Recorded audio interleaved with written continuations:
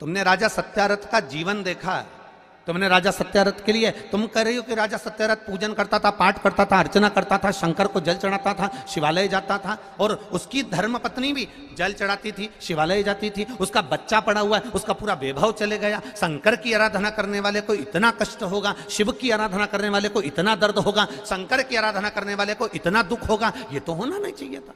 ये दुख कैसे आया?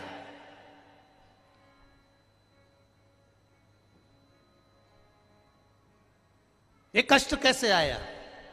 ये तकलीफ कैसे आई? शिव जी ने कहा पार्वती चल मैं तुझे घुमा के लाऊं, और घुमाया। जलाशय में पार्वती जी को पूरी लीला का दर्शन करा दिया कि पूर्व समय के भोग के कारण, पूर्व समय के दूसरे का सामान ले लिया था, दूसरे के घर पर आक्रमण कर दिया था, दूसरे का वैभव चुरा लिया था, दूसरे का धन चुरा लिया था, दूसरे की सत्ता चुरा ली थी। इसलिए इस जन्म में भले मेरा भजन करा इसने, मुझ पर जल चढ़ाया इसने, मेरी आराधना करी इसने, पर पूर्व कर्म का भोग तो भोगना पड़ेगा। हम पहले भी कथा में कहे, तुम वेद पुराण को मानो ना मानो,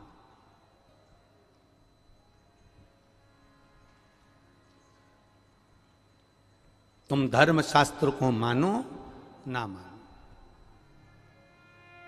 तुम अपने बड़ों को मानो ना मानो, तुम अपने गुरु को मानो ना मानो, पर इतना जरूर मानकर चलना कि कर्म का भोग तो परमात्मा को भी भोगना पड़ा, तो अपन तो मनुष्य हैं, भोगना पड़ता ही है, पड़ेगा। कोई तुमसे कह दे मेरे पास आकर बैठ जा, मैं दुख नहीं आने दूंगा, कोई तुमसे आकर कह दे कि मेरे पास आकर बैठ जा, मैं ऐसा काम कर दूंगा कि तुम्हारे जीवन में दुख नहीं आएगा, तकलीफ नहीं आएगी, कष्ट नहीं आएगा, तो समझ लेना कि ये बेवकूफ बना रहा। दुख आएगा, कष्ट आएगा, रोग आएगा, बीमारी आएगी, तकलीफ आएगी, क्योंकि पूर्व के कष्ट का, पूर्व के कर्मों का भोग हमको भोगना है।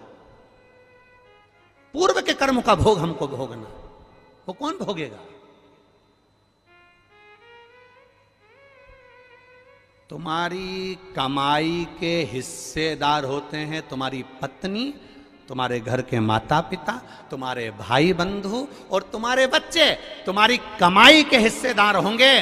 पर एक बात अपनी जिंदगी में उतार कर रखना, तुम्हारे कर्म के हिस्सेदार नहीं होंगे कि तूने कमाया कैसा था।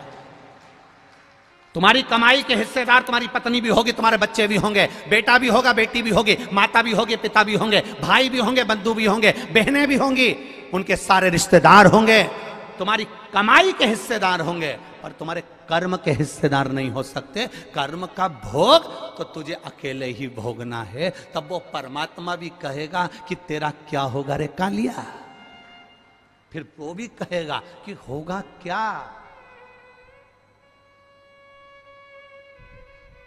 क्या कर्म करेगा? कोई दूसरा नहीं भोगेगा, हमें भोगना है, हमें।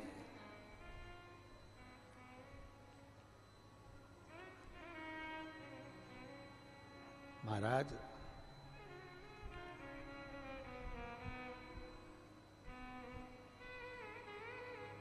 कर्म का भोग तो भोगना, कोई दूसरा नहीं भोगने वाला। पार्वती सत्यरथ को कर्म का भोग भोगना था, पूर्व में इसका वैभव इसने दूसरे का चुराया था, इसलिए आज इसका वैभव चले गया। पूर्व में इसने जो कर्म किया था उसके कारण इसका ये कर्म चले गया। तो फिर आपको लोटा भर के जल चढ़ाने का फायदा क्या हुआ है? अब सुनना, पूरे भारत के लोग और पूरे देश विदेश में बैठे हुए जितने भक्त इस आस्था चैनल के माध्यम से कथा सुन रहे हैं, अब सुनिए। ये कथा में